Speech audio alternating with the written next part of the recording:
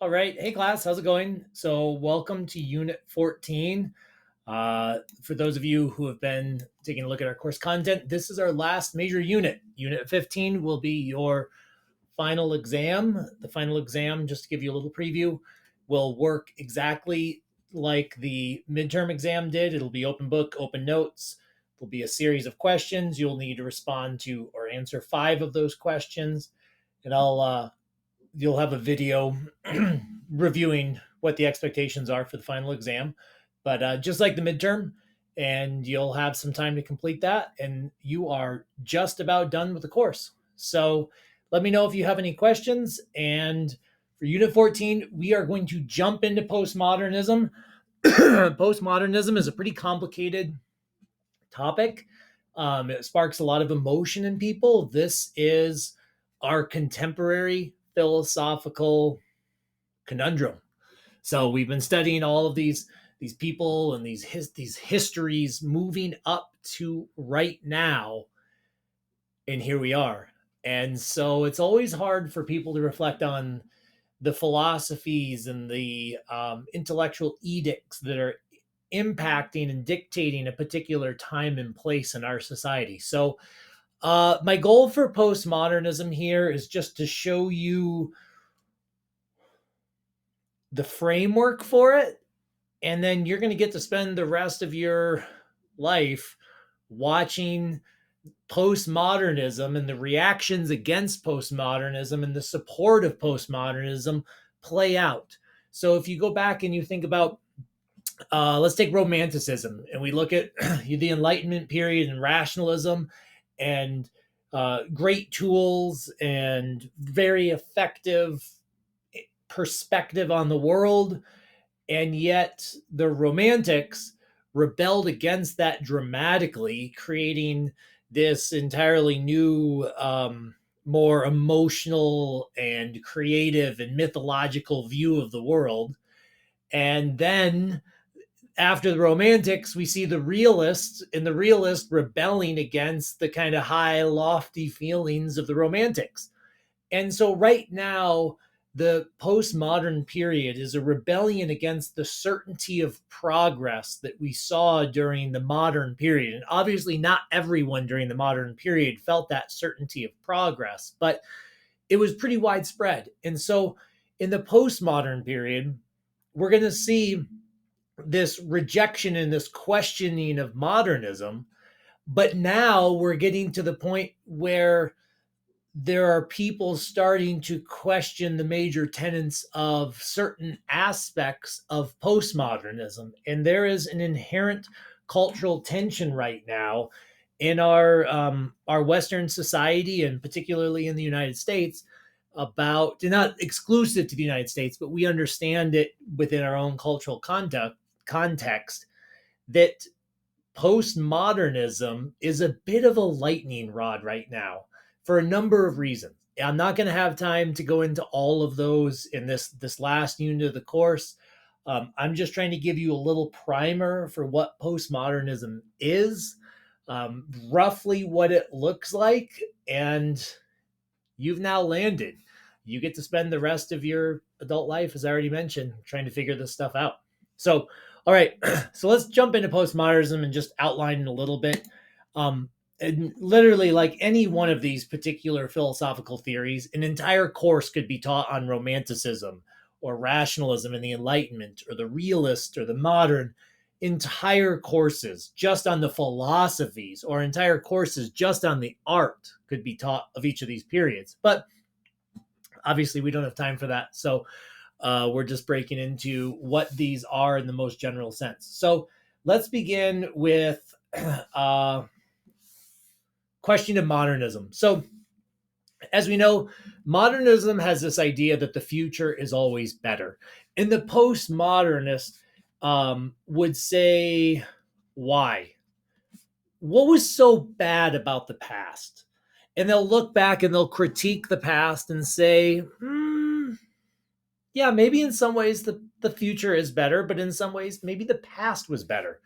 And so there's this constant questioning. If there's one thing about postmodernism, is that it's the questioning. And it's the questioning of all things. It's not just of modernism, questioning of everything. So we know that modernism was already starting to challenge religious traditions and cultural traditions and some of these identity traditions. And postmodernism is going to run with that. Because whenever there's a reaction against a previous philosophical set of ideas, it's not a wholesale dumping of those ideas. Like, individualism and comes out of the Enlightenment period and rationalism, and the Romantics are going to love that. They're totally going to keep that particular component. So, like the modernists are going to question traditional value sets and traditional um, morals and traditional codes and edicts.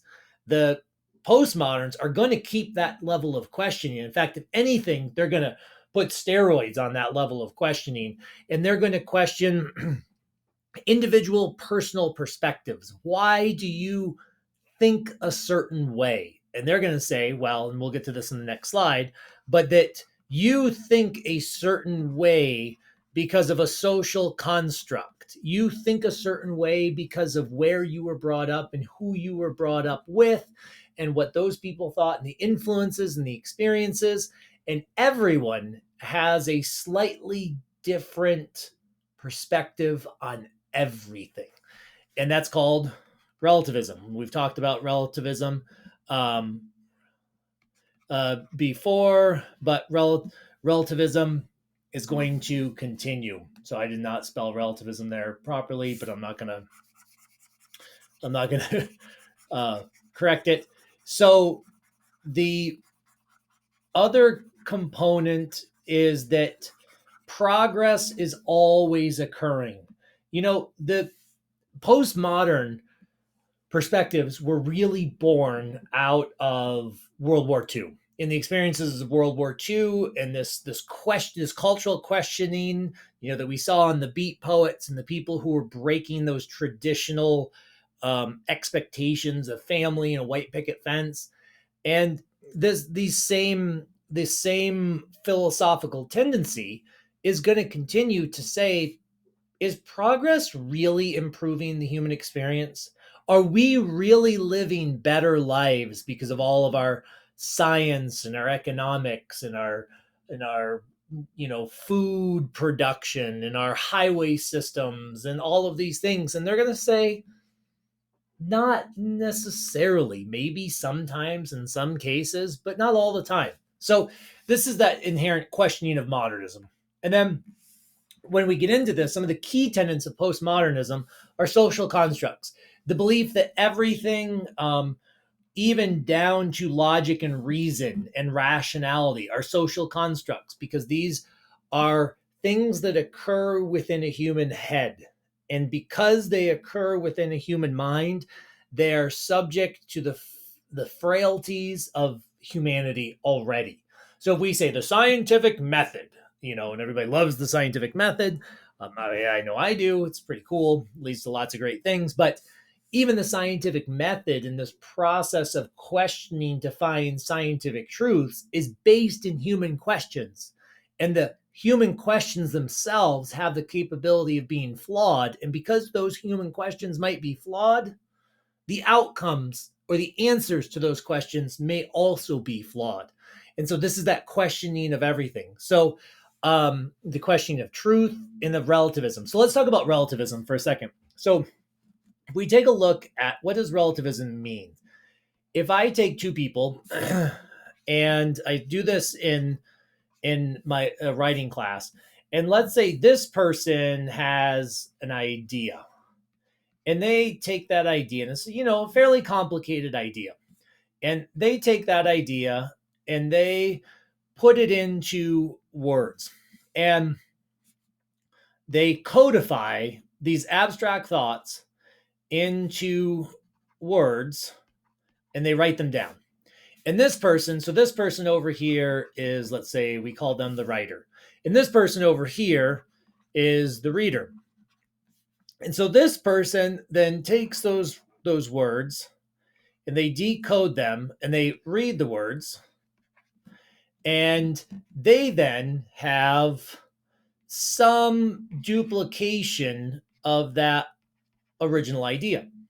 And so we now have this idea more or less gets transported over here.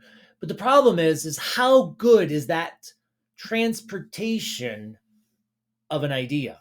And so that's where in the middle we have meaning, or you could say some notion, if you're looking at philosophical more than an example with writing, you could say truth.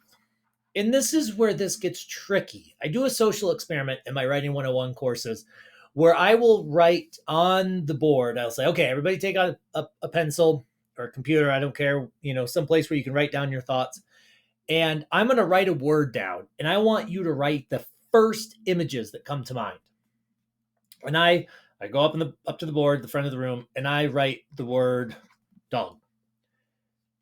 And everybody sits and they write the first things that come to mind. And so I throw a word down. So in this particular case, I'd be the writer, and I'm looking to seek meaning and truth and the shared idea. I'm trying to create this context. And then I go around the room. I say, okay, put your pencils down, stop typing. I go around the room and I ask the students, okay, what did you all write? And some people, it's wild. You just take one word like dog, simple word, right? And you get everything from soft and cuddly. You get particular dogs, man's best friend, but then you get fear, bites. You get people who've never owned a dog and they see a dog and maybe they were bit by as a child. Almost every time I do this in a room of 20, one person has a very negative connotation when I say dog. Most people have pretty positive connotations. Some people write down Chihuahua and some people write down a Great Dane. And so if I say dog or I write down the word dog, I have people thinking of Chihuahuas. I have people thinking of Great Danes. I have people thinking of man's best friends. And I have people having traumatic memories from when they were bitten as a little kid by the neighbor dog or chased by the neighbor dog, something to those. So when I say that we find this meaning or truth, as the writer, I've got this idea that I want to get across. But if I just use simple language, am I actually going to transmit this idea in my head over to this person's construct, the social construct? It's tricky business. So let's say, okay, dog is like super simple, right? Four-legged creature that runs around, mostly nice, sometimes not. But what if I take complicated ideas like capitalism or love or democracy, and we try to start breaking down the meaning, the shared meaning of what these things mean? Or, if we get into more contemporary issues like equality and justice, those things become really messy really quick. And that's what the postmodernists really wanted to focus on, was that there's a lot of uncertainty out there and that we should question everything, because even the communication of a simple idea becomes lost in translation in many, many ways when we're trying to coordinate meaning and truth. Meaning and truth are tricky, tricky business. So, what is truth? Like, what is equality? What is love? What is democracy or democratic traditions? And so the postmodernists will say that we have to be very careful when we start to bring up this idea of meta narratives. And a meta narrative is like a grand explanation. Well, the democratic history of the United States is this. And they're going to say, well, it wasn't to this guy, and it wasn't to this woman, and it wasn't to this kid, and maybe it was to this person and this person, but it wasn't over here for this person. This person, you get the idea. There's a lot of relativism, a lot of different personal experiences that dictate the outcome of a particular meaning. So when we have a grand narrative, a meta narrative, like a big explanation for something, it inherently leaves a lot of individual experiences, relativistic experiences, out of the story. So the postmodernists will say, well, that becomes super tricky because one size doesn't fit all. There's lots of stories. And who's to say that Susie's story is better than Joe's story or interpretation of an event? Okay, let's say Joe and Susie both lived through World War II, and now all of a sudden their experiences were radically different. Is one of their experiences or their interpretation of the experience of living through World War II better or worse than the others? How do you determine that? Like, what is the truth then of World War II? And depending on their experience and which side of the war they were on and what they went through, I mean, that could be wild. I mean, we talk, upwards of 100 million people died, and that's not even counting the survivors who had all of these, in many cases, very traumatic experiences. How do you prioritize that and say, well, let me tell you about World War II? So, World War II started because, and the results were like, whew, that becomes nearly impossible.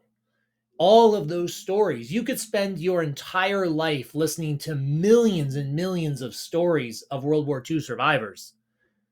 And even after listening to millions of stories, you would still only have a fraction of the truth of what World War II actually meant to humanity on a collective basis. So instead, what we do, and it works out pretty well, is that we create social constructs and we create meta narratives about these things. And then we say, well, no, that was World War II. I learned about that in my class the other day. I think I get it.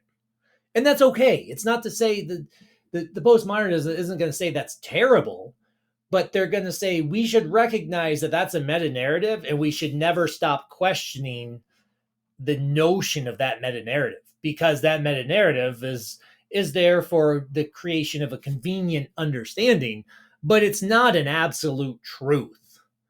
And so just take it lightly that that's a series of constructs about what World War II was. Now, does that mean that the absolute truth or concrete truth doesn't exist? No, there very concrete things did happen. The atomic bomb was dropped. There were these battles that occurred in these places. There were X, Y, and Z events that did occur. It doesn't reduce the potency of those real, provable pieces, but it doesn't fully embrace the relativistic nature of human experience. So, postmodernism questions everything and challenges a lot, but it's just a construct for us to better understand the nuances of truth claims. Because remember, philosophy is always looking for truth, meaning of things. Why does something mean something? And so postmodernism is just kind of the next step in that, centuries, millennia long discussion that we've been working on in this course since the 1600s to modern day, but it's just the next step in that discussion.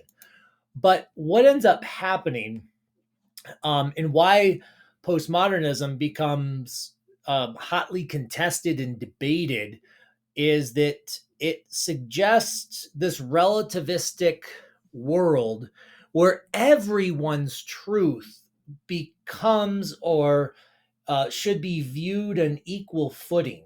And so if you go down the rabbit hole of relativism, it becomes a slippery slope at times.